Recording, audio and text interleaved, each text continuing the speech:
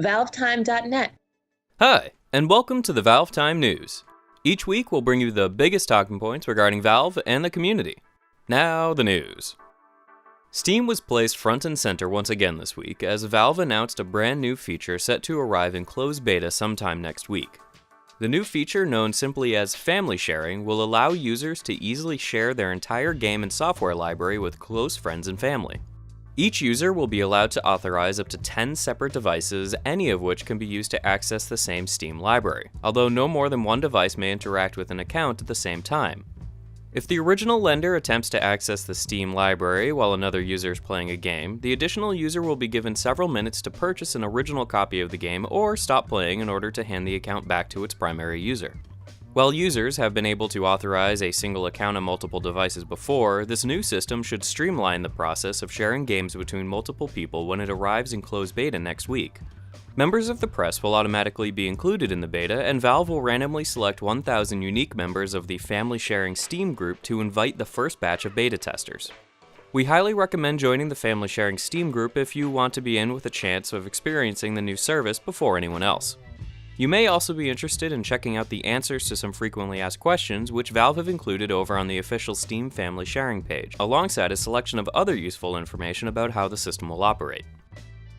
In similar news, the Steam platform turned 10 years old on September the 12th, 2013, after launching prior to the release of Counter-Strike Source and Half-Life 2. While there was no kind of official announcement or update from Valve to celebrate the occasion, we thought we'd give a quick minute here to say Happy Birthday, Steam! It's fair to say the service has changed quite a lot over the past decade, but not quite everyone has experienced the journey so far. For this week's discussion, leave a comment below letting us know how long you have been using Steam. If you aren't quite sure of the exact date, the information on your Years of Service Steam badge should let you know the time and day your Steam account was created. We'll get the ball rolling with this one. For me personally, my Steam account was created on May the 18th, 2004, while our scriptwriter signed up for his account on March the 31st, 2007, and he's a noob. Counter-Strike Global Offensive received a minor update on Thursday of this week, which included several new gameplay tweaks and fixes alongside the introduction of Arms Deal contracts. Contracts allow users to exchange 10 different Arms Deal collection items of identical quality in exchange for a single item equal to one quality tier higher, theoretically allowing players to get rid of unused or unwanted skinned items in order to receive higher quality and more valuable ones. While this isn't exactly a major new addition for the game, it's nice to see Counter-Strike Global Offensive doing its own thing for a change rather than following in the tried and tested shoes of the business models for Team Fortress 2 and Dota 2. Links to the CSGO blog post and the game's official changelog will be included in the video description alongside everything else we've talked about this week. On the community side of things, this week saw the release of a new sneak peek trailer for the Stanley Parable, which takes on the form of a faked Let's Play video starring YouTuber Chilled Chaos. That is, until the narrator interrupts to depress around 90% of the audience. It was also announced early last week that the Stanley Parable will be released on Steam as a free download sometime in October 2013, and we'll be sure to let you know when we receive a more definitive date. Until then, you might want to go back a few months and check out an interview I conducted with Davey Redden, the game's lead writer. The video is a bit old now, but it might still be worth a watch if you want to head back and remember a time when we actually managed to get around to making episodes for ValveTime Talk Time. If you're wanting to check out some high-quality source filmmaker content, you should head on over to Shmagic, a 10-minute short recently released on the Callegos Yavolitak YouTube channel. The short stars an impressive number of characters from a variety of game series, including the turrets from Portal, Roshan and Skeleton King from Dota 2, Elizabeth from Bioshock Infinite, and the classes from Team Fortress 2, who make an appearance alongside more of the TF2 cast such as Marasmus and Bombnomicon. While we won't spoil too many specific details regarding the video, we highly recommend checking it out if you're looking for a rather random but undeniably fun SFM short.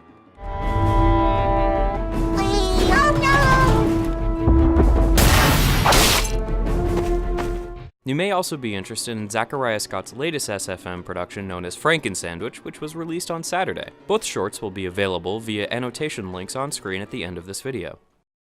Returning viewers may remember a news story we mentioned almost a month ago regarding the return of the Escape from City 17 series.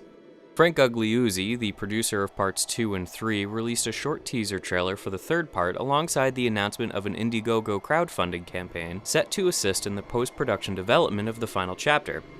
While we may have initially joked about the $50,000 projected goal seeming a tad ambitious, we were recently disheartened to see that the donation page has only managed to raise less than $2,000 after 20 of the total 30-day duration. While we're sure the project will get completed with or without any kind of crowdfunding, donations will only help the project reach completion faster, and we're pretty sure the Half-Life community would prefer to see one of the highest quality fan series concluded sooner rather than later. If you'd like to help out the project and you haven't done so already, be sure to head over to the team's Indiegogo page to donate. Frank recently added a number of new rewards to the donation page alongside the release of a new video which he uses to introduce himself and the other talented individuals behind the project. Links to both the introduction video and the project's Indiegogo page are available in the video description as usual. That brings us to the end of a relatively light week of Valve news. Don't forget to subscribe to our YouTube channel and to rate our Dota 2 announcer pack positively over on the Steam Workshop. Be sure to follow us on our website front page and our Facebook and Twitter pages to stay up to date with all the latest Valve news as it happens. Stay tuned for more ValveTime videos, news, and reviews coming soon. Thanks for watching, and bye for now. You, sitting there, what have you gained watching this video? What have you learned? Do you know this man? Do you know anything about him? No, of course not. Now, if I could truly put you in his shoes to show you the paths he walked and the choices he made, but we both know that isn't possible. Not yet. Soon, you will be the one to walk. The controls will be in your hands. Soon, we will find out if your friends turn and laugh at you, just as they did with him. Oh, I think I'm going to enjoy this. When you find out how alone you truly are, I will be laughing more than anyone. Very soon now. The end is nearly here. Let's play, everyone. Let's all play.